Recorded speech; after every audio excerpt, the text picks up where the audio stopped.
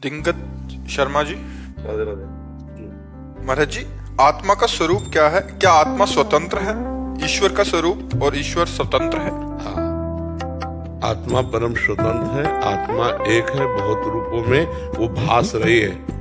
जैसे 1 करोड़ घड़े रख दिए जाएं और उसमें सूर्य का प्रतिबिंब पड़े तो सूर्य 1 करोड़ नहीं हो गए, सूर्य एक ही है। घड़ों के हिसाब से वो छोटा बड़ा उसमें भास रहा है। ऐसे ही आत्म तत्व एक है।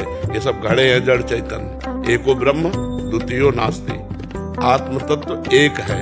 अनेकता की भासता जो है, इसी अनेकता को जो है मिटा दे, वही महात्मा है, वही विद्वान है, वही ज्ञानी है। जो ये मिथ्या भ्रम हो गया नानात्व में, ये नानात्व का भ्रम मिट जाए तो अनुभव हो जाए कि आत्मा एक है।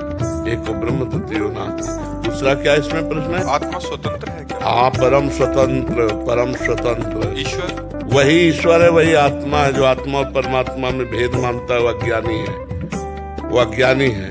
वही एक है। मत्ता परतरम नान्यत् किंचित् अस्ति धनंजय। मेरे सिवा दूसरा कोई नहीं, भगवान श्री कृष्ण कह रहे हैं। उन्हीं को ज्ञानी जन ब्रह्म कहते हैं, योगी जन परमेश्वर परमात्मा कहते हैं, भक्त जन भगवान कहते हैं, प्रेमी जन लाडिले कहते हैं। वो एक ही है, दो नहीं है। एक होते हुए एको हम बहुत श्यामा, मैं एक बहुत रूपों में हो जाऊं, वही खेल रहा है, दूसरा नहीं है। वो परम स्वतंत्र है। उसको कोई शासन में, सब उसके शासन में है। उसको सब उसके शासन में है। सब क्या है? माया। माया क्या है? भ्रम। वो अपने आप में अपना शासन करता है, अपने आप में अपने आप से खेलता है और अपने आप से अपने आप का विनाश कर लेता है। समझ रहे? बहुत विचित्र खेल है। इसको जो जान गया, कोई आश्चर्य इसमें सुनता है, कोई आश्चर्य में देखता है, कोई आश्चर्य में अनुभव करता है। अनुभव कर लिया तो मुक्त हो गया। अनुभव नहीं किया तो खूब ज्ञान बोल लो और खूब ज्ञान सुन लो और पचड़े में फंसे रहोगे माया के। ये बड़ा विचित्र खेल है माया का। ऐसा हो सकता है कि आत्मा का ज्ञान है पर बोध नहीं है। हो सकता है भक्ति का प्रवचन हो रहा है लेकिन भगवान से प्रेम नहीं है। ये आंतरिक बात है। हो सकता है तुम प्रवचन न कर पाते हो लेकिन तुम्हें आत्मबोध हो, तुम्हें आत्म प्रेम हो। ये मतलब ये ऐसी अकथ कहानी है कि समझने में भी नहीं आती। भगवान गुरुदेव जिसको अनुभव करा दे वही सब। नायमात्मा प्रवचने न लभ्या न मेधया न बहुना श्रुतेन। न प्रवचन से और न बहुत बुद्धि से और न बहुत सुनने से। इसे गुरुदेव कृपा कर दे, मोक्ष मूलम गुरु कृपा, शुद्ध ज्ञान हो जाए। जड़ चेतन की ग्रंथि का जो भ्रम बैठ गया है ये नष्ट हो जाए।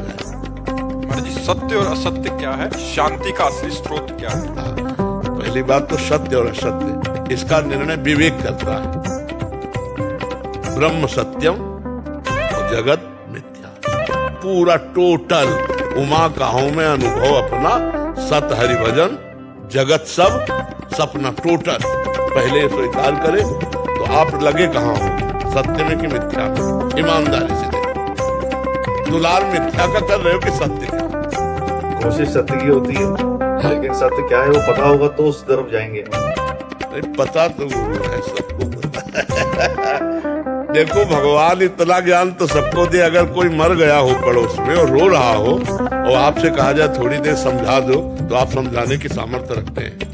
ये देखो भाई, ये मृत्यु लोक है, यहाँ सबको मरना पड़ेगा, सबको जाना पड़ेगा, यहाँ कुछ सत्य नहीं है। जब मुर्दा लेके चलते हैं तो ग्रामीण भी बोलते हैं राम नाम सत्य का परिचय सबको पता। राम नाम सत्य है। बोलते हैं ना कि सत्य क्या है। देखो ये पूरे जीवन भर हमारे जो कांधे पे है असत्य कार्य में लगा रहा, तो कम से कम मरने के समय सब राम नाम सत्य। जो भगवान में स्थित है वो सत्य में स्थित है और जो जगत प्रपंच में स्थित है वो असत्य में स्थित है। ये अंदर की बात है, अंदर की बात है।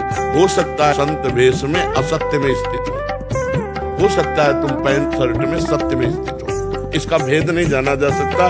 इसे तो केवल गुरु भगवान जानते और भगवान जानते। समझ रहे हो? सत्य और असत्य का निर्णय विवेक से होता है और विवेक जब जागृत होगा वो सत्संग से होगा।